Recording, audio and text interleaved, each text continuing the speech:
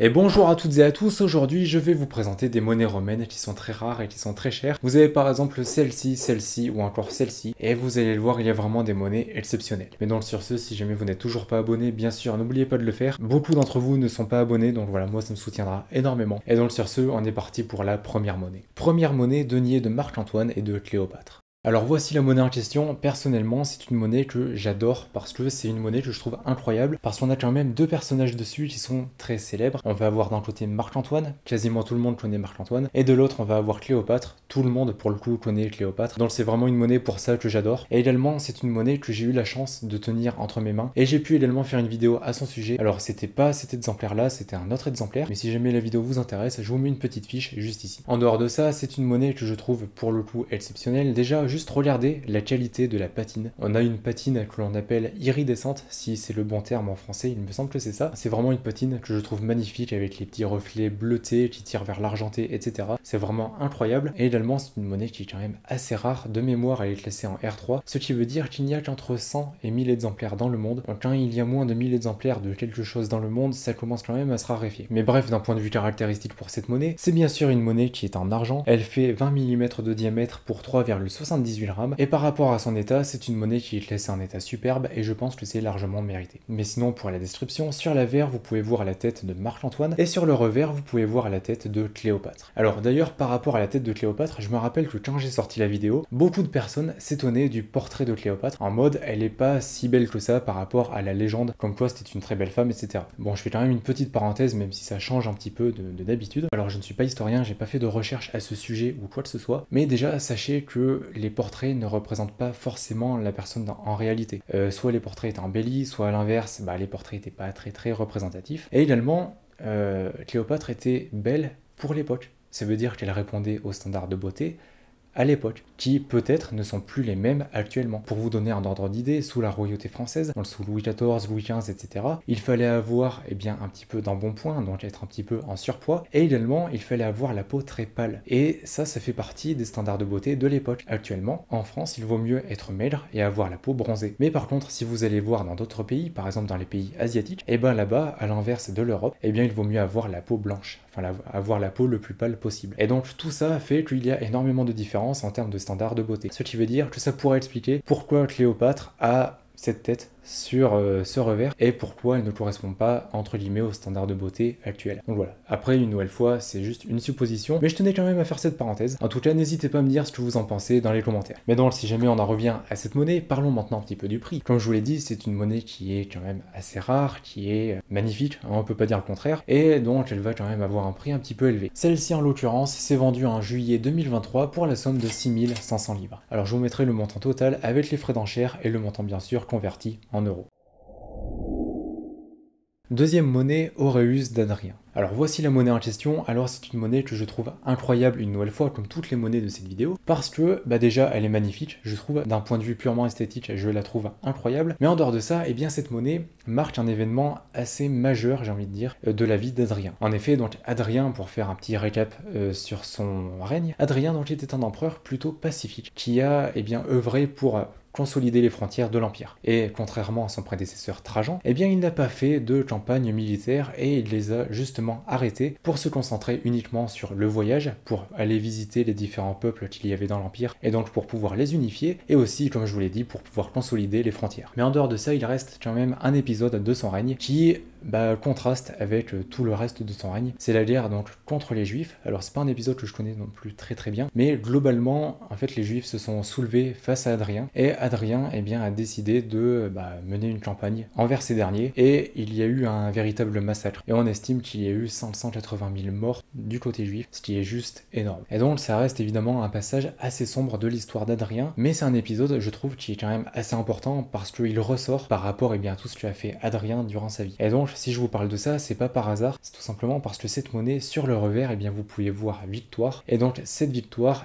symbolise la victoire d'Adrien sur les Juifs. C'est un épisode une nouvelle fois quand même assez sombre, mais j'aime beaucoup d'un point de vue purement historique bien sûr, mais j'adore donc quand les monnaies sont reliées directement à un événement passé, à une certaine histoire, etc. Par exemple, dans une prochaine vidéo, je vous présenterai un denier d'Adrien qui est eh bien reliée à l'assèchement d'un lac en Italie. Et donc pareil, cette monnaie, je l'adore parce que cette monnaie est reliée directement à un événement qui s'est passé. C'est pour ça, voilà, j'aime vraiment quand on a des monnaies qui peuvent être mises dans le contexte historique de l'époque. Mais donc si j'en reviens du coup à cette monnaie et donc à ses caractéristiques, c'est bien sûr une monnaie qui est en or et elle fait 7,38 grammes pour 19 mm de diamètre. Et au niveau de son état, c'est une monnaie qui est classée en état near mint state, ce qui signifie eh bien, que c'est une monnaie qui est quasiment dans son état de frappe d'origine. Par rapport aux états que l'on connaît en France, ça correspond plus à un état superbe plus, SPL moins à peu près. Mais voilà, ça reste vraiment une monnaie que je trouve magnifique. Mais en dehors de ça, pour la description, sur l'avers, vous pouvez voir la tête d'Adrien. Honnêtement, j'adore les portraits d'Adrien parce que je trouve qu'ils sont vraiment très réalistes et enfin, je sais pas, je les trouve très détaillés, très expressifs, etc. Enfin bref, voilà.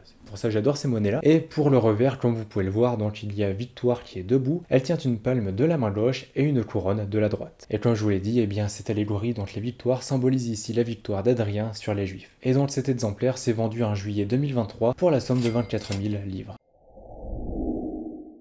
Troisième monnaie, le sesterce de Licinius. Alors voici la monnaie en question. D'habitude, quand on parle de sesterce, on pense tous à une grosse monnaie en cuivre ou en bronze. Une monnaie qui va peser 25 grammes pour 30 mm de diamètre, mais ça n'a pas toujours été le cas. En fait, les sesterces sont apparus au 1er siècle avant Jésus-Christ, et en fait, avant ça, eh bien, il y en avait déjà, donc sous la République romaine. Et c'était de toutes petites pièces en argent. Voici un exemplaire que j'ai déjà eu sur ma boutique, et c'est pas un denier, c'est réellement un sesterce, et c'est vraiment une toute petite monnaie. Et ici, en fait, donc, il s'agit d'un autre type de sesterce. Je connaissais, comme je vous l'ai montré, les sesterces dit anonyme. En fait, on ne sait pas qui les a frappés, mais je ne connaissais pas du tout ce type de sesterce. Donc là, c'est un sesterce de C. Licinius LF Masser, qu'on va appeler Licinius, ce sera beaucoup plus simple. Et en fait, c'était une personne, c'était un monétaire, donc une personne qui était en charge de faire frapper la monnaie. Ici, donc, au niveau des caractéristiques, c'est une monnaie donc qui est en argent. Elle fait 12 mm de diamètre pour 0,85 grammes. Donc quand je vous disais que c'était une toute petite monnaie, c'est vraiment une petite monnaie. Et en termes de description, sur l'avers, eh bien, vous pouvez voir un homme gaulois, enfin la tête d'un homme gaulois. Et au début, j'ai cru que c'était un satyre parce que j'ai cru que ce qu'il y a derrière sa tête, eh bien, c'était une oreille. Mais en fait, non, il s'agit juste d'une flèche qui traverse sa tête. Voilà, donc ça vous laisse imaginer à quel point les Gaulois étaient appréciés sous la République romaine. Et sur le revers, vous pouvez voir donc un étendard légionnaire avec un sanglier comme symbole. Donc c'est une monnaie que je trouve incroyable, honnêtement, enfin par rapport au fait que ce soit un sesterce et que ce soit donc une petite monnaie en argent et pas une grosse monnaie en cuivre ou en bronze. Et aussi là où c'est une monnaie qui je trouve est importante, eh bien c'est que c'est un exemplaire unique, donc il n'en existe pas d'autre. C'est le seul exemplaire connu, enfin du moins actuellement. Et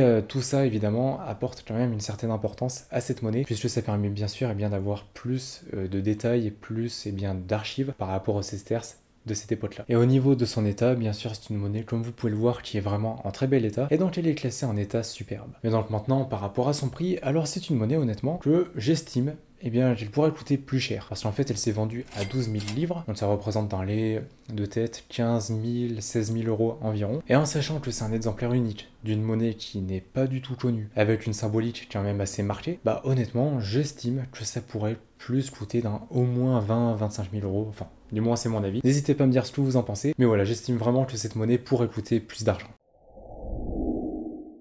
Petite pause, si jamais ce n'est toujours pas fait, bien sûr, n'oubliez pas de mettre un pouce bleu et de vous abonner. Comme je vous l'ai dit en intro de vidéo, moi ça me soutiendra énormément et beaucoup d'entre vous ne sont toujours pas abonnés. Donc voilà, si jamais ce n'est toujours pas fait, vraiment n'hésitez pas à le faire. Mais bref, sur ce, on passe à la prochaine monnaie. Quatrième monnaie, sesterce de Néron. Donc voici la monnaie en question, donc là c'est un sesterce. Comme vous pouvez le voir, c'est une monnaie une nouvelle fois qui est juste magnifique. C'est l'un des plus beaux exemplaires qui existent au monde. Donc vous pouvez voir au niveau de la description, donc sur l'avers, la tête de Néron. Regardez un petit peu tous les détails qu'il y a, surtout au niveau de la coiffure. Et sur le revers, eh bien vous pouvez voir un arc de triomphe. Pareil, vous pouvez voir absolument tous les détails, enfin du moins la quasi entièreté des détails, ce qui est quand même assez rare sur des sesterces de Néron. Sinon pour les caractéristiques, c'est ici une monnaie qui est en bronze et elle fait 28,27 grammes pour 36 mm de diamètre. Tout à l'heure, quand je vous parlais des sesterces, c'est plus ce type de sesterce auquel on pense directement quand on entend ce terme. Mais bref, après par rapport à son état, c'est une monnaie qui est classée en état SPL, et comme je vous l'ai dit, c'est l'un des plus beaux exemplaires qui existent. Et enfin, par rapport à son prix, évidemment, c'est un sesterce de Néron. De base, ce sont des monnaies qui sont quand même recherchées, mais elles le sont encore plus lorsqu'elles sont en très bel état, voire en état magnifique comme celui-ci. Et donc cet exemplaire s'est vendu pour 18 000 livres.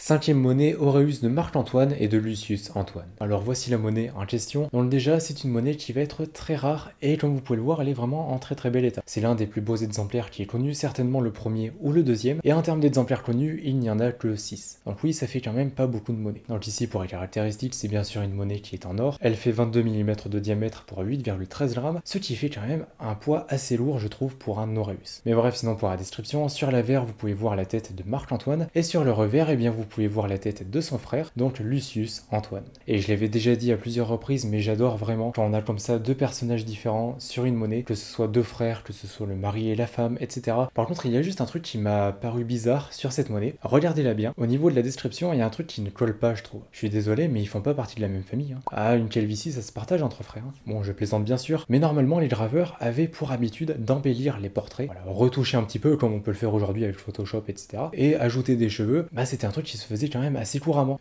Caligula le faisait, parce que Caligula, bah, il avait une calvitie par exemple. César, c'était la même chose. Enfin bref, et donc là, je suis relativement étonné qu'il ne l'ait pas fait ici. Mais bref, bon, là, c'était vraiment le passage un petit peu plus léger de la vidéo. Mais sinon, donc par rapport au prix de cette monnaie, c'est bien sûr une monnaie qui va être chère, puisqu'il n'existe que 6 exemplaires dans le monde, c'est l'un des plus beaux qui existent. Donc bien sûr, je vous laisse imaginer, mais c'est une monnaie qui a intéressé quand même pas mal de monde et qui est bien sûr très recherchée. Et justement, eh bien cette monnaie s'est vendue en juillet 2023 pour la somme de 90 000 livres. Et donc voilà pour ces monnaies romaines, j'espère que ça vous a intéressé. N'hésitez pas à me dire quelle monnaie vous avez préférée. Personnellement, j'aime beaucoup la monnaie avec Marc-Antoine et son frère. C'est vraiment une monnaie que j'apprécie particulièrement, mais il y en a une autre que j'aime énormément qui est le denier de Marc-Antoine et de Cléopâtre. Donc honnêtement, je sais pas trop laquelle choisir entre les deux. Par rapport à la valeur, je pense que je partirai plus sur l'Aureus, mais c'est vraiment pas facile de choisir. Mais bref, vous n'hésitez pas à me dire votre avis dans les commentaires. En dehors de ça, je vous rappelle que vous trouverez dans la description le lien vers mon site internet empiredesmonnaies.fr. Dessus, des centaines de monnaies sont en vente. Il y a des romaines, des féodales, des grecques, des royales, des françaises, etc. Il y en a pour tout le monde et pour tous les goûts, donc si jamais ça vous intéresse, c'est le premier lien sous la vidéo. Aussi, n'oubliez pas de mettre un pouce bleu, de vous abonner et d'activer la cloche de notification. Et si vous êtes encore là, eh bien déjà merci beaucoup et puis marquez monnaie romaine dans les commentaires. D'ici là, je vous souhaite une bonne journée ou une bonne soirée, prenez soin de vous et de vos proches, et puis on se retrouve dans une prochaine vidéo. Allez, salut!